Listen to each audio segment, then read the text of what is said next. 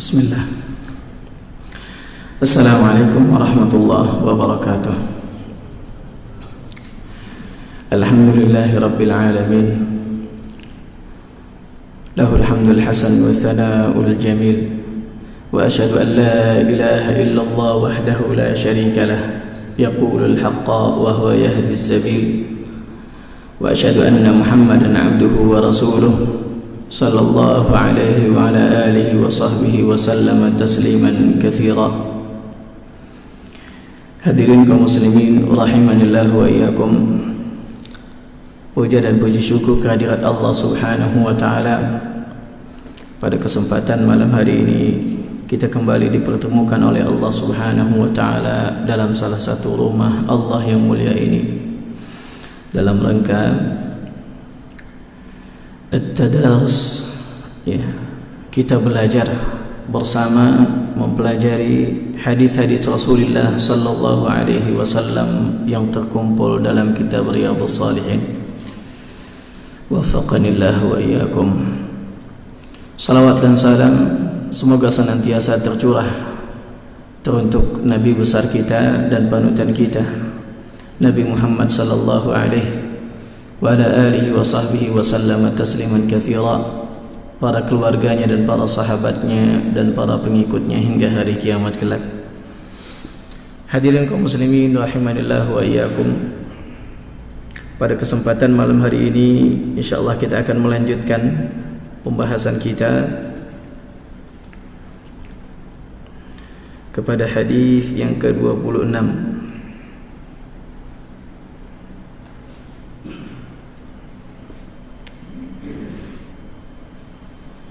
قال المصنف رحمه الله تعالى عن أبي سعد بن مالك بن سنان الخدري رضي الله عنهما أن ناسا من الأنصار سألوا رسول الله صلى الله عليه وسلم فأعطاهم ثم سألوه فأعطاهم حتى نفد ما عنده فقال لهم حين أنفق كل شيء بيده ما يكن عندي من خير فلن أدخره عنكم ومن يستعفف يعفه الله ومن يستغني يغنيه الله ومن يتصبر يصبره الله وما أعطي أحد عطاء خيرا وأوسع من الصبر. وحديث متفق عليه. Pada hadis ini, hadis Abi Sa'id Al-Khudri, Sa'ad bin Malik bin Sinan, beliau menceritakan anna nasan minal ansar, ada orang-orang dari kalangan Ansar, artinya dari penduduk Madinah, ya. Karena penduduk Madinah mereka yang menerima kedatangan Rasulullah sallallahu alaihi wasallam dari kalangan sahabat, mereka dijuluki dengan julukan Ansar. Ada mereka yang sa'alu Rasulullah, mereka meminta, ya, mereka meminta pemberian dari Rasulullah sallallahu alaihi wasallam. Ada hajat yang mereka inginkan dari Rasulullah sallallahu alaihi wasallam, maka mereka pun memintanya kepada Rasul. Dan Rasulullah sallallahu alaihi wasallam fa'a'tahum, Rasulullah memberikan apa yang mereka minta, ya. Karena Rasulullah sallallahu alaihi wasallam adalah manusia yang paling mulia. Beliau tidak pernah menolak permintaan siapapun dari para sahabatnya, ya. Apa yang diminta dia berikan, ya. Bahkan dikatakan anna Nabi sallallahu alaihi wasallam yunfiq man la yakhsha al-faqra. Beliau kalau memberikan nafkah, kalau memberikan sedekah, memberikan pemberian kepada orang lain, itu seperti orang yang tidak pernah takut untuk menjadi fakir, ya. Ya. Memberikan seseorang nggak pernah takut untuk menjadi fakir, padahal dirinya sendiri hidup di rumahnya, bahkan diceritakan pernah 3 bulan tidak ngebul, gitu kan. Rumahnya itu tidak berasap, artinya nggak masak sama sekali, ya. Apa makanannya ketika itu ditanyakan kepada salah seorang istrinya, yang dijawab adalah aswadan, makanannya adalah 2 yang hitam, kurma dan air. Ya, itu saja. Tapi kalau diminta sedekah, beliau bersedekah seperti orang yang gak pernah takut akan kefakiran. Ya. Makanya di sini, ya, orang-orang Ansar ketika datang mendatangi Rasulullah SAW dan meminta pemberian, Rasulullah memberikannya. Fa'atahum. Thumma sa'aluhu fa'atahum. Kemudian minta lagi. Ada yang datang dan minta lagi. Rasulullah pun memberikannya lagi. Hatta nafida ma indahu. Sampai habis semua yang ada di tangannya. Ya. Semua yang beliau miliki habis. Ya. Faqala lahum hina anfaq kulla syai'. Maka Nabi SAW setelah memberikan semua yang beliau miliki kepada orang-orang yang tadi minta, beliau pun bersabda dan memberikan beberapa nasihat kepada para sahabatnya. Di antaranya, ma yakun 'indi min khairin falan adkhirahu 'ankum. Apapun kebaikan yang aku miliki tidak akan pernah aku simpan dari kalian. Ya. Rasulullah tidak akan pernah menyimpan kebaikan, ya, dari sahabat-sahabatnya, melainkan kalau diminta pasti diberi. Ya. Pasti Rasulullah memberikannya. Nah, wa man yasta'fif yu'iffahu Allah. Dan barang siapa yang menjaga dirinya dari perkara yang haram, barang siapa yang menjaga dirinya dari perkara yang kurang baik, maka Allah akan menjaga dirinya. Ya. Siapa yang menjaga dirinya dari perkara yang diharamkan, setiap kali dihadapkan dengan kesempatan untuk bermaksiat, dia langsung memalingkan dirinya dari kemaksiatan tersebut, niscaya Allah akan menjaganya. Ya. Dan barang siapa yang menjaga dirinya dari meminta-minta, dari meminta-minta, niscaya Allah akan menjaga dirinya dari perbuatan tersebut. Ya. Dari apapun. Ya. Wa man yastaghni yughnihillah. Dan barang siapa yang merasa cukup, niscaya Allah akan mencukupkannya. Maksudnya di sini merasa cukup dengan apa yang ada di sisi Allah Subhanahu wa taala dari perkara yang ada di tangan manusia. Ya, bukan berarti dia orang yang berkecukupan. Bukan, terkadang ada orang yang kekurangan, tapi dia bersabar. Ya. Bersabar, ya. Menerima ketentuan Allah Subhanahu wa taala dengan lapang dada, dan dengan begitu dia mengharap pahala dari Allah Subhanahu wa taala atas kesabarannya terhadap kekurangan yang dia hadapi. Ini maksudnya. Ya. Jadi dia menumbuhkan sifat qanaah, merasa cukup, ya, dengan apa yang Allah takdirkan atasnya. Niscaya Allah akan mencukupkannya. Niscaya Allah akan menanamkan atau akan menumbuhkan sifat qanaah itu di dalam hatinya. Ya. Ini menunjukkan apa? Bahwasanya sifat-sifat yang terpuji ini membutuhkan latihan. Dia butuh dilatih. Anda ingin memiliki sifat yang terpuji, latih. Ya. Itu sebabnya ingin menjadi orang yang dermawan, berlatih. Mulai sedikit-sedikit dari yang ringan. Ya. Biasakan untuk ya. Anda ingin memiliki sifat yang terpuji, ya, dijauhkan dari meminta-minta apa yang di tangan manusia, maka latihlah diri Anda, ya, dengan menumbuhkan rasa puas di dalam hati terhadap apa yang Allah takdirkan atas diri kita. Ya. Nah, wa man yatasabbar yusabbirhu Allah. Dan barang siapa yang berlatih untuk bersabar, niscaya Allah akan membuatnya bersabar. Ya. Barang siapa yang melatih dirinya untuk bersabar, niscaya Allah akan menjadikannya diri yang bisa bersabar. Sedikit-sedikit, ya, dilatih bersabar di atas ketaatan kepada Allah Subhanahu wa taala. Membaca Al-Qur'an, biasakan sehari 5 besar berapa? Dalam sehari 30 menit misalnya, atau dimulai dari yang paling ringan. Yang awalnya nggak pernah membaca Al-Qur'an, dilatih sedikit demi sedikit.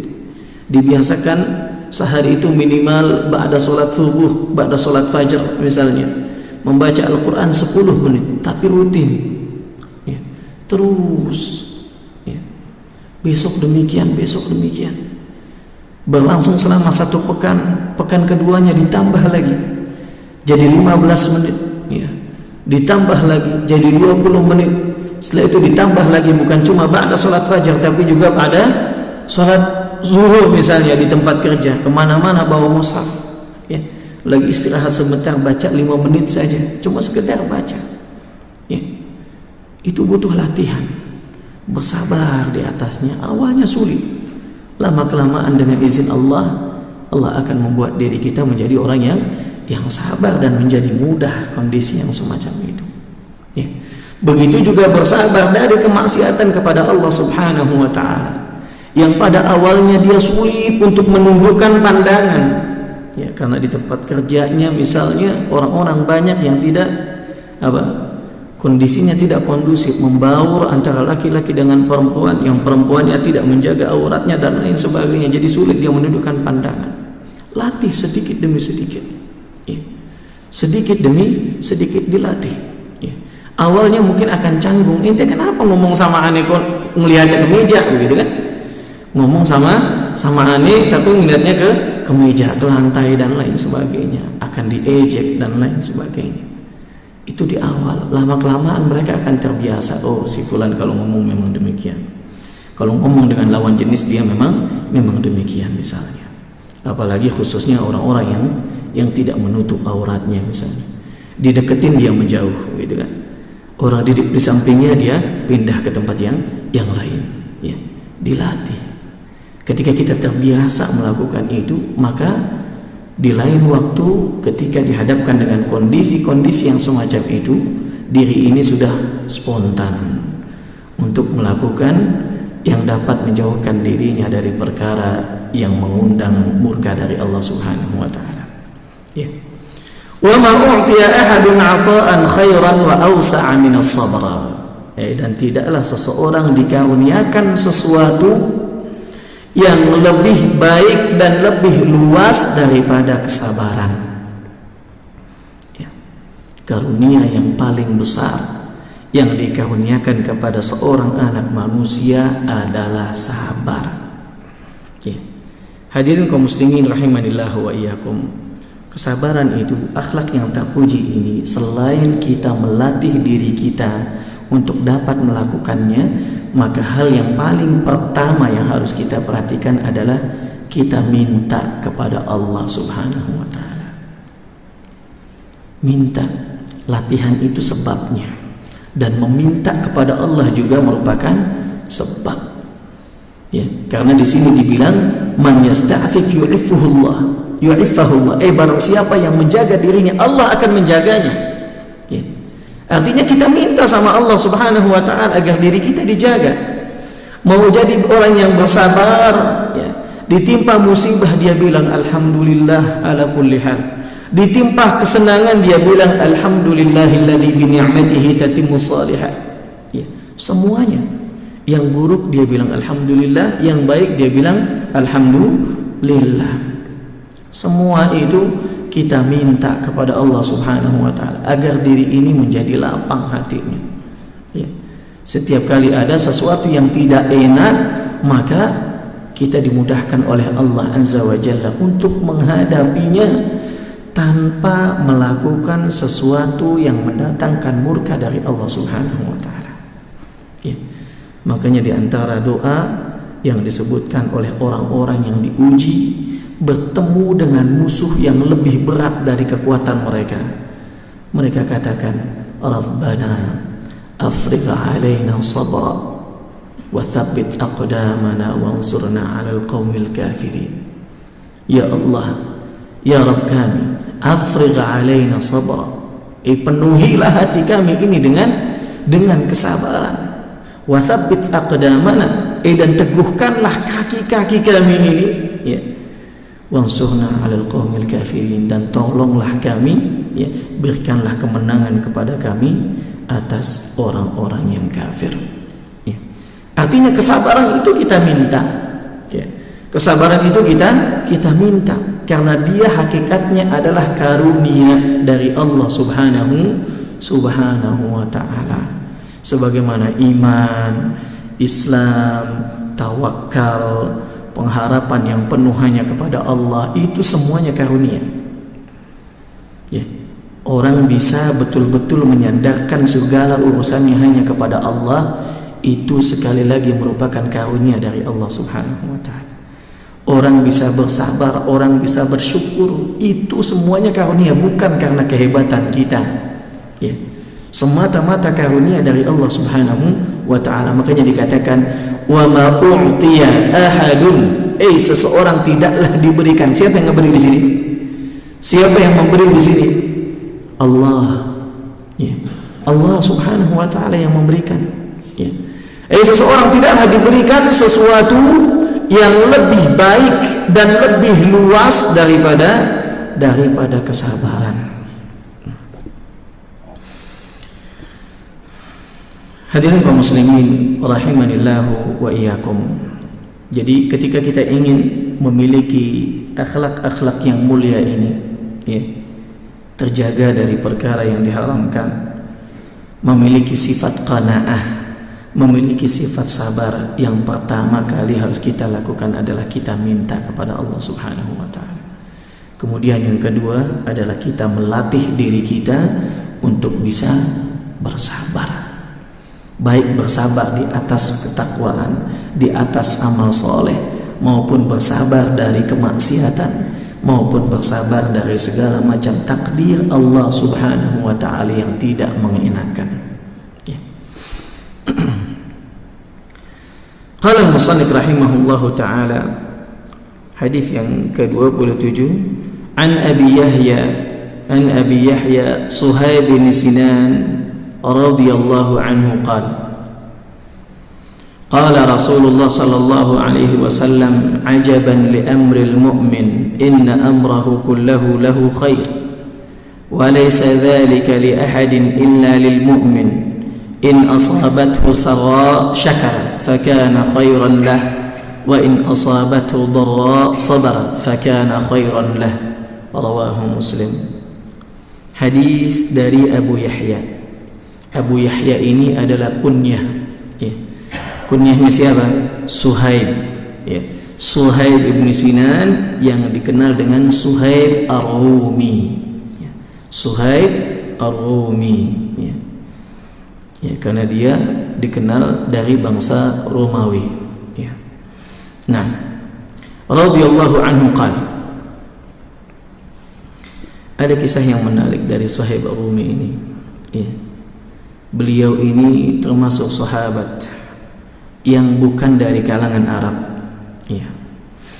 Sebagaimana Salman juga bukan orang Arab, aslinya adalah orang Parsi, ya. Suhaib juga aslinya orang Romawi, ya. Beliau ketika hijrah ke Madinah dihadang oleh orang-orang Quraisy, ya. Dihadang oleh orang-orang Quraisy. Dikatakan kepadanya, kamu datang ke sini nggak bawa harta sama sekali, nggak punya harta sama sekali. Sekarang kamu mau hijrah dan membawa hartamu, itu nggak akan pernah terjadi. Ya. Suhaib Ar-Rumi, ya, ketika dihadang oleh orang-orang musyrik, beliau pun dikenal sebagai pemanah yang handal, ya, sebagai pemanah yang mantap, ya. Akhirnya beliau bilang, kalian sudah tahu bahwasanya aku ini adalah orang yang paling pandai memanah di antara kalian, ya. Kalau kalian ingin mendekat dan membahayakan diriku, niscaya aku tidak akan diam diri. Aku pasti akan memukul dengan seluruh panah yang ada di tempat panahku, ya. Artinya dia akan menembakkan dengan seluruh panah yang dia miliki. Tapi kalau kalian mau membiarkan saya jalan dan melakukan hijrah, maka aku akan menunjukkan kepada kalian seluruh hartaku yang ada di Mekah. Ya. Akhirnya orang-orang Quraisy ini pun setuju. Baik, kami setuju. Ya. Kami biarkan kamu pergi, tapi hartanya semuanya diberikan kepada mereka. Ketika sampai di kota Madinah, Nabi SAW mengatakan, Rabihal bai' ya Aba Yahya, Rabihal bai' ya Aba Yahya. Perdagangan yang menguntungkan wahai Abu Yahya, perdagangan yang menguntungkan wahai Abu Yahya. Kenapa?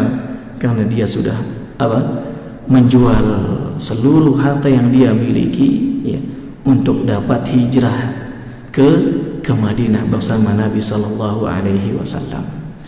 Makanya ulama tafsir menyebutkan bahwasanya ada satu ayat yang diturunkan karena Suhaib Ar-Rumi ini, ya, yang ada dalam surat Al-Baqarah. Allah Azza wa Jalla berfirman, wa minan nasi man yashri nafsahu ibtigha'a mardatillah wallahu raufum bil ibad.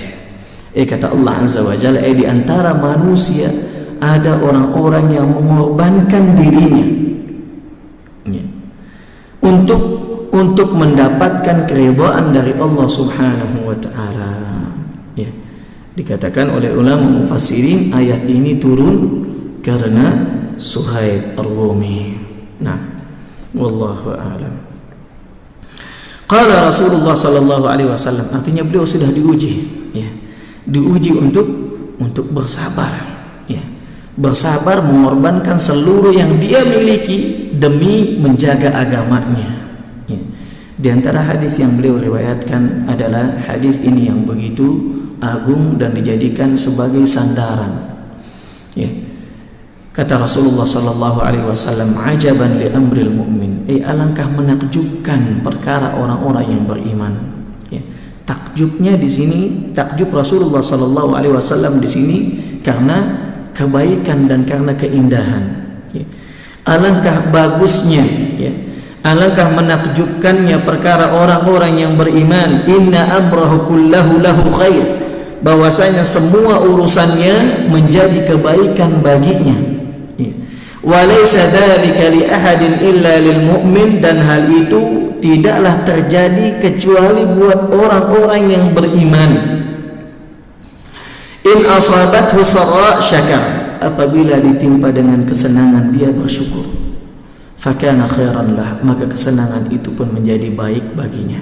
Wa in asabathu dharra sabar, fakana khairan lah, dan apabila ditimpa musibah dia pun bersabar. Fakana khairan lah, maka kesabarannya atas musibah tersebut pun menjadi kebaikan baginya. Hadirin kaum muslimin rahimanillah wa iyyakum, semua yang dihadapi oleh manusia di muka bumi ini, orang-orang yang menghadapinya itu, ya, harus dihadapi dengan dua hal, ya.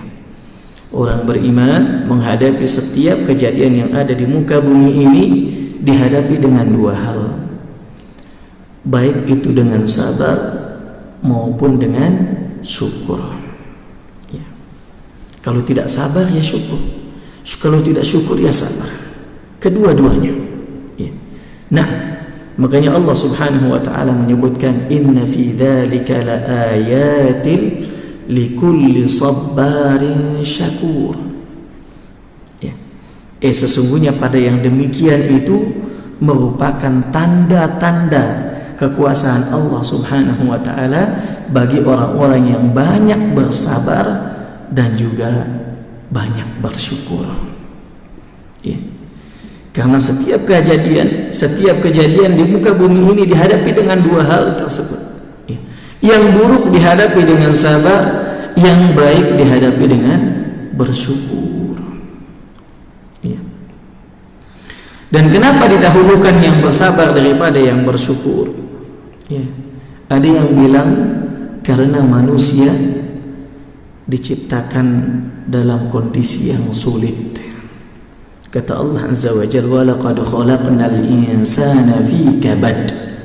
Dan kami telah menciptakan manusia dalam kondisi sulit. Artinya banyak kesulitan yang dia hadapi. Oleh karenanya membutuhkan banyak kesabaran. Ya. Begitu juga kenikmatan yang melimpah, ya, itu juga harus dihadapi dengan kesyukuran, dan sedikit orang yang bisa bersyukur. Sebagaimana Allah sampaikan, wa qalilum min ibadiyasy syakur. Dan sedikit dari hamba-hambaku yang bersyukur. Ya. Maka alangkah indahnya, alangkah bagusnya orang yang dapat mensyukuri nikmat Allah Subhanahu wa taala dan dapat bersabar dari segala macam cobaan yang menimpa. Dua sifat ini terkumpul pada diri Nabi sallallahu alaihi wasallam. Beliau adalah manusia yang paling sabar. Kenapa? Karena ujian yang dihadapi oleh para nabi itu adalah ujian yang paling berat. Asyaddun nasi bala'an, kata Rasulullah sallallahu alaihi wasallam, asyaddun nasi bala'an al-anbiya, thumma al-amthal fal-amthal.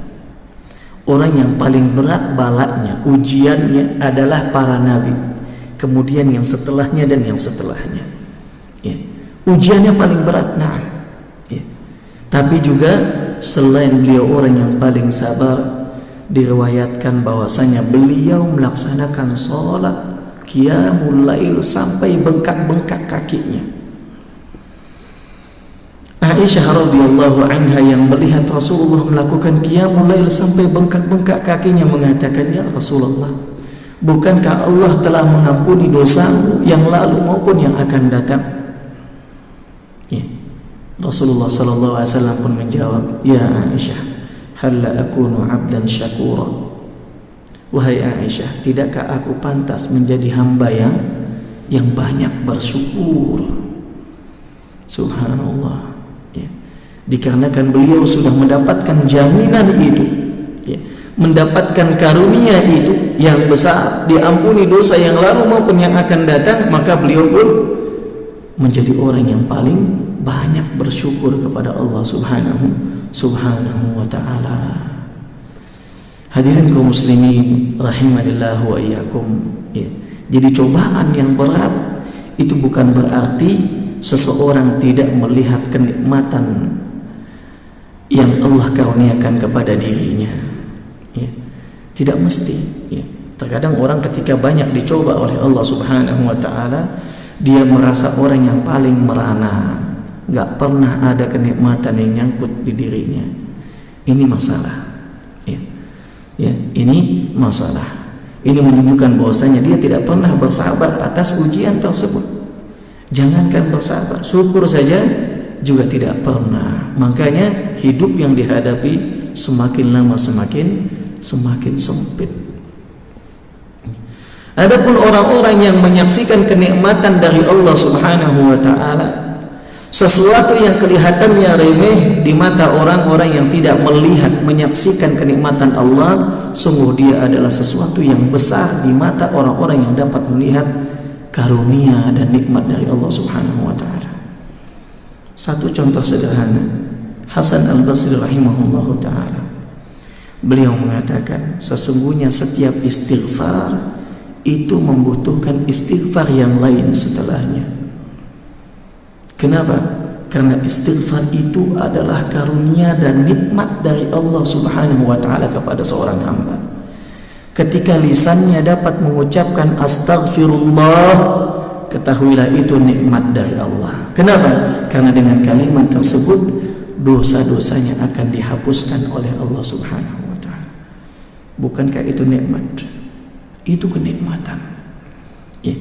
Ketika ini adalah nikmat, bagaimana kita mensyukurinya, sedangkan kita diwajibkan untuk mensyukuri kenikmatan tersebut. Ya. Oleh karenanya ketika kita kesulitan untuk mensyukuri nikmat Allah Subhanahu wa taala dengan sebenar-benarnya, maka kita diharuskan untuk beristighfar lagi dan seterusnya. Ya. Masya Allah. Ya. Begitu juga dengan syukur. ketika dikaruniai kenikmatan, dapat menikmati nasihat, dapat menerima nasihat, itu nikmat. Bisa mengamalkan satu ilmu yang diajarkan, itu nikmat. Bukankah itu nikmat? Itu nikmat dari Allah Subhanahu wa ta'ala. Berapa banyak orang yang mendengar nasihat tapi dia nggak mendapatkan manfaat apapun dari nasihat tersebut.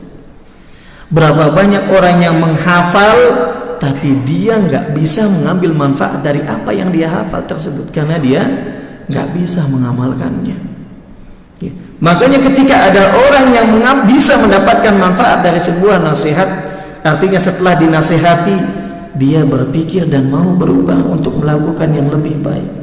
Setelah menghafal, dia ada keinginan dan semangat untuk mengamalkan apa yang sudah dia ketahui dan dia hafal. Ini adalah karunia dari Allah Subhanahu wa ta'ala. Bagaimana mensyukurinya? Ketika dia mengamalkan ilmu tersebut, itu nikmat dari Allah yang harus disyukuri. Syukurinya gimana? Diiringi dengan amal soleh yang lain. Ya. Dengan amal soleh yang lain. Karena kesyukuran itu tidak hanya sebatas pada kata alhamdulillah. Ya. Kesyukuran itu tidak hanya sebatas pada kata alhamdulillah. Meskipun saya tidak mengecilkan kata alhamdulillah, sungguh kata alhamdulillah adalah perkataan yang sangat agung. Ya. Perkataan yang besar karena di sana ada pujian kepada Allah Subhanahu wa ta'ala. Tapi tidak cukup kesyukuran diucapkan dengan lisan saja, tapi diiringi dengan perbuatan yang menyalahi aturan. Ya, perbuatannya menunjukkan bahwasanya apa yang dia ucapkan itu tidak sinkron dengan apa yang tersimpan di hatinya. Dia ucap alhamdulillah, tapi setelah itu dia malah melakukan kemaksiatan. Ya. Maka ya, kesyukuran, ya, amal soleh bisa melakukan amal soleh yang sudah dia pahami, yang sudah dia hafal, itu adalah nikmat dari Allah yang harus disyukuri dengan apa? Dengan amal soleh yang lain, dengan kesyukuran yang lain. Begitu seterusnya. Ya. Hadirin kaum muslimin rahimanillah wa iyyakum. Semoga Allah Azza wa Jalla menjadikan kita sebagai hamba-hambanya yang pandai bersyukur dan juga pandai bersabar. Ya.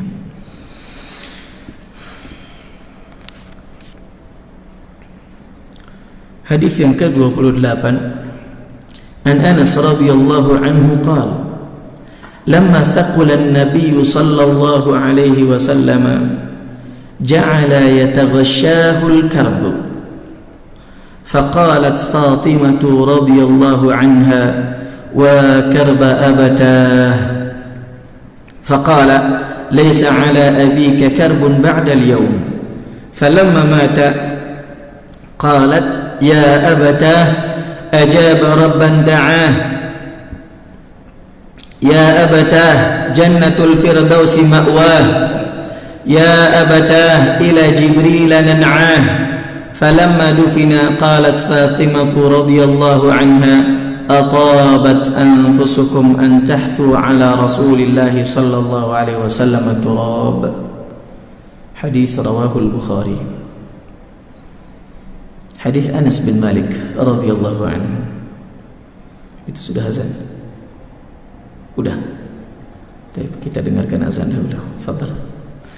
Bismillah, alhamdulillah, wassalatu wassalamu ala rasulillah wa ala alihi wa sahbihi wa man walah wa ba'du. Qala al-musannif rahimahullahu ta'ala wa an Anas radhiyallahu anhu qala. Dari Anas bin Malik radhiyallahu anhu berkata, lamma thaqala an-nabiy sallallahu alaihi wasallam ja'ala yataghashahu al-karb. Ketika sakitnya Nabi sallallahu alaihi wasallam semakin parah, ya, maka Nabi pun diliputi dengan penderitaan yang banyak, beberapa penderitaan, rasa sakit dan lain sebagainya. Faqalat Fatimah, maka Fatimah pun berkata, wa karba abatah, ya, alangkah berat penderitaan ayah. Ya. Hal ini sebagaimana pada anak-anak, ya, ketika seorang anak ketika melihat ayahnya sedang sekarat, ya, maka tentunya anak itu sedih, dan itu yang dirasakan oleh Fatimah radhiyallahu anha. Nah, faqala laisa ala abika karbun ba'da al-yawm. Nabi sallallahu alaihi wasallam mengatakan kepada Fatimah yang menunjukkan akan isyarat bahwasanya beliau katakan, setelah hari ini ayahmu tidak akan merasakan penderitaan lagi. Ya. Ini isyarat dari Nabi sallallahu alaihi wasallam yang menunjukkan bahwa ajalnya sudah dekat, gitu kan? Ajalnya sudah dekat. Ya. Falamma mat, ketika Nabi sallallahu alaihi wasallam meninggal dunia, qalat ya abatah ajaba rabban da'ah. Ya. Fatimah pun berkata, wahai ayah, ya, ayah yang sudah memenuhi panggilan Rabbnya. Ya abatah jannatul firdausi ma'wah. Wahai ayah, ya, surga Firdaus adalah tempatnya. Ya. Ya abatah ila Jibril nan'ah. Wahai ayah, kami akan memberikan kabar kematianmu kepada Jibril. Ya. Falamma dufina, ketika Nabi sallallahu alaihi wasallam dikuburkan, qalat Fatimah radhiyallahu anha, Fatimah pun berkata, atabat anfusukum an tahthu ala Rasulillah sallallahu alaihi wasallam turab. Ya. Apakah diri kalian tidak merasa berat, ya, ketika menutupi Nabi sallallahu alaihi wasallam dengan tanah? Gitu. Ini pertanyaan pertanyaan Fatimah yang diajukan kepada sahabat Nabi sallallahu alaihi wasallam, di antaranya Anas bin Malik radhiyallahu anhu. Wal hadis riwayat Al-Bukhari. Kata para ulama, kenapa Imam Nawawi memasukkan hadis atau athar tentang detik-detik meninggalnya Nabi sallallahu alaihi wasallam pada bab sabar, pada bab kesabaran? Disebutkan bahwasanya min fiqh al-Imam Nawawi, dari kedalaman fiqih Imam Nawawi, beliau memasukkan hadis ini agar orang-orang yang ditimpa kematian, ditimpa musibah kematian dari orang-orang yang terdekatnya itu melihat, ya, kepada musibah yang lebih besar dari hanya sekedar meninggalnya orang-orang terdekat itu. Dengan apa? Dengan dicabutnya nyawa Nabi sallallahu alaihi wasallam. Sungguh ketika Nabi sallallahu alaihi wasallam dicabut nyawanya, dimatikan oleh Allah Subhanahu wa taala, itu adalah musibah terbesar bagi umat muslim. Seluruh kaum muslimin merasakan kesedihan yang sangat, karena ketika itu sudah terputus wahyu, ya. Dan ketika meninggalnya Nabi sallallahu alaihi wasallam itu menunjukkan bahwasanya hari kiamat semakin dekat. Ya, ujian dan fitnah yang akan dihadapi oleh para sahabat sudah datang masanya. Ya, sudah datang masanya. Terlebih sekarang di zaman kita saat ini, Nabi sudah meninggal dunia, sahabat sudah meninggal dunia, tabi'in juga sudah meninggal dunia, sudah berlalu. Jauh jarak antara kita dengan Nabi sallallahu alaihi wasallam, di mana fitnah agama di mana-mana terjadi. Ya. Fitnah agama di mana-mana terjadi, dan itu adalah musibah yang paling besar dari musibah-musibah yang lain ketika seseorang diuji agamanya. Ya, diuji agamanya, terfitnah dengan apa? Dengan bid'ah, terfitnah dengan kesyirikan, terfitnah dengan pemahaman sesat dan lain sebagainya. Sungguh itu adalah ujian yang jauh lebih besar dari hanya sebatas kematian kerabat. Dan juga ketika kita ditimpa musibah kematian, ya, orang-orang yang terdekat kita lihat, ya, sesungguhnya Nabi sallallahu alaihi wasallam adalah makhluk yang paling mulia. Beliau manusia yang paling mulia, tapi Allah katakan kepadanya, innaka mayyit wa innahum mayyitun. Sesungguhnya kamu Muhammad pasti akan mati dan mereka semua akan mati. Ya. Seandainya ada orang yang layak untuk hidup kekal di dunia ini, niscaya adalah Nabi Muhammad sallallahu alaihi wasallam yang lebih berhak untuk itu, karena beliau adalah manusia yang paling mulia. Tapi kalau Nabi sallallahu alaihi wasallam saja meninggal dunia, maka yang lainnya lebih berhak untuk mati. Ya. Maka dengan begitu, semoga musibah yang dihadapi oleh orang yang ditimpa kematian kerabatnya akan menjadi ringan. Begitu. Nah. Ya. Kemudian ini juga menjadi dalil, kata Syekh Muhammad bin Shalih Al-Utsaimin rahimahullahu taala. Ini menjadi dalil bahwasanya Nabi sallallahu alaihi wasallam tidak mau bisa memberikan manfaat. Ya. Tidak dapat memberikan manfaat apapun kepada orang lain. Ya. Ketika menjelang beliau akan dimatikan oleh Allah Subhanahu wa taala. Ya. Ya, tidak bisa memberikan manfaat apapun. Buktinya Nabi sallallahu alaihi wasallam merasakan sakaratul maut. Merasakan sekarat. Di mana Nabi sallallahu alaihi wasallam merasakan sekaratnya dua orang yang meninggal dari laki-laki. Ya. Dua orang dari kaum muslimin yang meninggal. Kalau satu orangnya saja sudah merasakan sakit yang luar biasa, bagaimana kalau sakit itu dikumpulkan kepada Nabi Shallallahu Alaihi Wasallam, sakitnya dua orang? Ya. Nah, ya. Nabi Shallallahu Alaihi Wasallam tidak bisa memberikan manfaat untuk dirinya sendiri agar tidak merasakan rasa sakit itu. Maka bagaimana beliau bisa memberikan manfaat kepada orang lain setelah beliau meninggal dunia? Itu, ya. Bahkan Nabi Shallallahu Alaihi Wasallam pernah mengatakan kepada anaknya Fatimah, suatu ketika beliau mendakwahi kerabatnya secara terang-terangan, penduduk Mekah secara terang-terangan, beliau mengatakan kepada Fatimah, ya Fatimah, salini min mali ma syi' la ughni anki min Allahi syai'a. Fatimah, kamu boleh minta kepadaku yang kamu mau dari hartaku, tapi aku tidak pernah bisa membelamu di hadapan Allah Subhanahu wa taala. Ya, Nabi enggak bisa membela Fatimah kalau Fatimahnya tidak beriman kepada Allah dan Rasulnya. Ya, tidak beriman kepada Allah dan Rasulnya. Karena syafaat itu ya diberikan untuk orang-orang yang diridhai oleh Allah Subhanahu wa taala, sedangkan orang yang kufur maka dia tidak diridhai oleh Allah Subhanahu wa taala. Allahumma, kecuali satu hal saja, syafaat dari Nabi yang diberikan kepada seorang pamannya yang mati dalam keadaan kufur, yaitu Abu Talib. Itu pun bukan syafaat dimasukkan ke surga, tapi diringankan dari azab neraka. Abu Talib disiksa di dalam neraka dengan siksaan yang paling ringan. Didirikan di atas genangan air, di bawah telapak kakinya diletakkan dua bara api, yang mana dengan bara api tersebut otaknya mendidih.